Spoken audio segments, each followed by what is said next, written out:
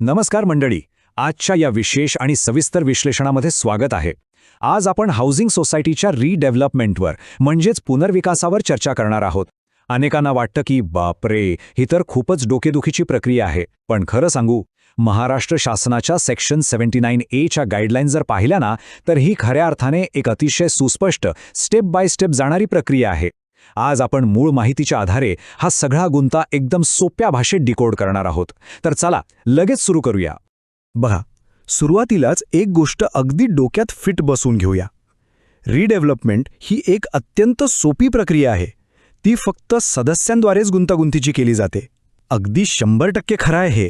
कायदा आपल्याला एकदम सरळ रस्ता दाखवतो. पण अडचण कुठे येते?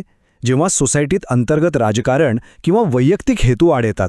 हे वाक्य जर आपण सुरुवातीलाच लक्षात ठेवलं ना, तर पुढचा सगळा प्रवास एकदम क्लिअर होईल. तर आज आपण ह्या प्रक्रियेचे नेमके कोणते 5 टप्पे पाहणार आहोत. पहिला टप्पा म्हणजे पूर्वतयारी आणि त्याची कारणे. दुसरा, प्राथमिक संमती कशी मिळवायची. तिसरा, तज्ज्ञ आणि डेव्हलपरची नेमणूक. चौथा टप्पा म्हणजे महत्त्वाची कायदेशीर कागदपत्रे. आणि शेवटी अंतिम बांधकाम व ताबा. चला तर मग पहिल्या टप्प्याकडे वळूया.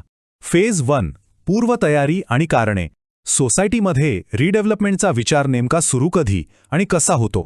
जुन्या इमारती आजच्या फास्ट लाईफमध्ये आणि आधुनिक गरजांमध्ये कुठेतरी कमी पडू लागतात. लिफ्ट नसणं, गाड्या वाढल्यात पण पार्किंगला जागा नाही, पाण्याचा प्रश्न आणि सारखा निघणारा मेंटेनन्स. आणि हो, अजून एक कारण म्हणजे आजूबाजूला टोलेजंग इमारती उभ्या राहिल्यामुळे जुनी इमारत अक्षरशः झाकोळून जाते, हवा उजेड बंद होतो. आणि सगळ्यात भारी कारण म्हणजे फोमो, म्हणजेच फिअर ऑफ मिसिंग आउट. अरे, बाजूच्या बिल्डिंगचं काम सुरू झालं, मग आपणच का मागे? ही भावना सुद्धा या प्रक्रियेला चांगलीच गती देते. पण इथेच अनेकदा एक खूप मोठी आणि कॉमन चूक होते. रिडेव्हलपमेंटची चर्चा सुरू होण्याच्या 1-2 वर्षाआधीच काही जण स्वतःच्या घरात लाखो रुपये खर्चून भारी इंटिरियर करतात किंवा घराचे नवीन भाडेकरार करतात. आता होतं काय? जेव्हा प्रत्यक्षात घर रिकामं करायची वेळ येते, तेव्हा नुकताच मोठा खर्च केलेले हेच लोक घराबाहेर पडायला कडाडून विरोध करतात. म्हणूनच सोसायटीत आधीच एक पूर्वकल्पना असणं खूप गरजेचं आहे. नाहीतर ही चूक पूर्ण प्रक्रियेला ब्रेक लावू शकते. आता येऊया फेज 2 कडे. दुसरा टप्पा, प्राथमिक संमती मिळवणे. हा या पूर्ण प्रक्रियेतला पहिला आणि सर्वात मोठा कायदेशीर माइलस्टोन आहे बरं का. याची अधिकृत सुरुवात कशी होते? तर सर्वात आधी सोसायटीच्या एकूण सदस्यांपैकी किमान 20% सदस्यांनी मॅनेजिंग कमिटीला एक लेखी अर्ज द्यावा लागतो. कमिटीकडे हे पत्र आलं की त्यांना कायद्यानुसार 14 दिवसांची नोटीस देऊन एक स्पेशल जनरल बॉडी मीटिंग म्हणजेच SGM बोलवावीच लागते. इथूनच अधिकृत प्रस्तावाला खऱ्या अर्थाने सुरुवात होते. आता या SGMचे काही कडक नियम आहेत, ज्यांच्याशी अजिबात तडजोड चालत नाही. मीटिंगसाठी 14 दिवसांची नोटीस अनिवार्य आहे. उपस्थितीसाठी एकूण सदस्यांपैकी किमान 2/3 कोरम असणं बंधनकारक आहे. आणि ठराव मंजूर होण्यासाठी 51% मते लागतात. पण एक सांगावंसं वाटतं, जरी कायदा 51%वर मान्यता देत असला तरी व्यवहारात शक्य तेवढ्या जास्त सदस्यांना विश्वासात घेणं कधीही चांगलं. त्यामुळे पुढचे अडथळे कमी होतात. चला पुढे जाऊया.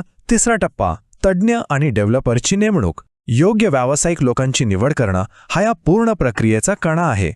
इथे ना अनेकदा लोकांचा थोडा गोंधळ उडतो. PMC आणि आर्किटेक्ट या दोघांमध्ये नक्की काय फरक आहे? तर बघा, PMC म्हणजे प्रोजेक्ट मॅनेजमेंट कन्सल्टंट. यांचं काम असतं संपूर्ण प्रकल्पाचं व्यवस्थापन, प्रशासकीय कामं आणि समन्वय साधणे. तर आर्किटेक्टचं मुख्य काम असतं डिझाईन बनवणं आणि त्याहूनही महत्त्वाचं म्हणजे फिजिबिलिटी रिपोर्ट तयार करणं. सोसायटीला या दोघांचीही तितकीच गरज असते, कारण त्यांचं पहिलं संयुक्त काम हेच तो फिजिबिलिटी रिपोर्ट बनवणं असतं. एकदा का फिजिबिलिटी रिपोर्ट आला की पुढचं चक्र कसं फिरतं? या रिपोर्टच्या आधारावर टेंडर काढलं जातं. यामध्ये वेगवेगळ्या डेव्हलपर्सना त्यांचे प्रस्ताव देण्यासाठी आमंत्रित केलं जातं. मग आलेल्या प्रस्तावांचं सखोल मूल्यांकन होतं आणि त्यातून काही मोजकेच चांगले डेव्हलपर शॉर्टलिस्ट केले जातात. हा टप्पा पूर्ण व्हायला काही आठवड्यांपासून ते काही महिने लागू शकतात आणि ते अगदी साहजिक आहे. आता डेव्हलपर शॉर्टलिस्ट झाले, पण फायनल कोण करणार? त्यासाठी पुन्हा एकदा SGM बोलवावी लागते. आणि नियम तेच: 14 दिवसांची नोटीस, 2/3 कोरम आणि साधे 51% बहुमत. ज्या डेव्हलपरला 51% बहुमत मिळेल तोच फायनल. कायद्याने इथेही सदस्यांच्या बहुमताला सर्वोच्च प्राधान्य दिलंय. आता वळूया चौथ्या टप्प्याकडे. फेज 4, महत्त्वाची कायदेशीर कागदपत्रे.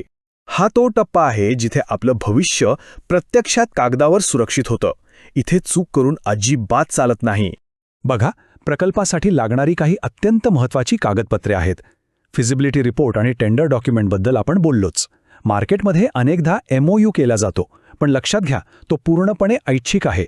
सर्वात महत्त्वाचा आणि कायद्याने सक्तीचा असलेला करार म्हणजे डेव्हलपमेंट ॲग्रीमेंट किंवा DA. हा करार पास करण्यासाठीही 51% बहुमताचीच गरज असते. आणि यानंतर येतो तो प्रत्येक सभासदाचा जिव्हाळ्याचा वैयक्तिक करार PAA. आता हा PAA म्हणजे काय भानगड आहे? याला परमनंट ऑल्टरनेट अकोमोडेशन अग्रीमेंट म्हणतात. आणि हा अतिशय भारी कायदेशीर दुवा आहे. सोप्या भाषेत सांगायचं तर, जुन्या इमारतीतलं फ्लॅट नंबर 3 हे घर नवीन इमारतीतल्या फ्लॅट नंबर 801शी कायदेशीररित्या जोडणारा हा करार आहे. हा करार प्रत्येक सभासदाला त्याच्या हक्काच्या नवीन घराची लेखी गॅरंटी देतो. आणि आता आपण आलोय एकदम शेवटच्या 5व्या टप्प्यावर, फेज 5, अंतिम बांधकाम आणि ताबा. आता आपण खऱ्या अर्थाने फिनिश लाईन क्रॉस करणार आहोत. ह्या टप्प्यातल्या पायऱ्या एकदम सरळ आहेत. सर्वात आधी जुनी इमारत रिकामी केली जाते. पण एक मिनिट, इमारत रिकामी कधी करायची? जेव्हा सर्व करार साईन होतात आणि सगळ्या परवानग्या मिळतात तेव्हाच. त्यानंतर मग प्रत्यक्ष बांधकाम सुरू होतं. बांधकाम पूर्ण झाल्यावर इमारतीला OC म्हणजेच ऑक्युपन्सी सर्टिफिकेट मिळतं आणि त्यानंतरच सदस्य आपल्या नवीन घरात राहायला जातात. मंडळी, हा OC मिळण्याचा क्षण ना, हा या संपूर्ण प्रवासातला सर्वात मोठा आनंदाचा क्षण असतो. याच एका दिवसासाठी तर ही सगळी धावपळ, मीटिंग्स आणि कागदपत्रांचा घटाटोप केलेला असतो. OC आली की अधिकृतरित्या नवीन घरात प्रवेश मिळतो आणि बहुप्रतीक्षित वास्तुशांतीचा मार्ग मोकळा होतो. जुन्या पडक्या इमारतीतून एका नव्या कोऱ्या आधुनिक घरात जाण्याचा हा सुखद शेवट आहे. तर या संपूर्ण विश्लेषणाच्या शेवटी एक खूप महत्त्वाचा प्रश्न उरतो. आपण पाहिलं की कायदा रिडेव्हलपमेंटची प्रक्रिया अगदी सोपी बनवतो. पण सोसायटीचे सदस्य ती तशीच सोपी राहू देतील का? जर थोडे मतभेद बाजूला ठेवले आणि कायदेशीर चौकटीचा व्यवस्थित आदर केला तर हा प्रवास एकदम स्मूथ होऊ शकतो. आजच्या या सादरीकरणात सहभागी झाल्याबद्दल खूप खूप धन्यवाद. या माहितीमुळे रिडेव्हलपमेंटची प्रक्रिया नक्कीच अधिक स्पष्ट झाली असेल अशी आशा आहे.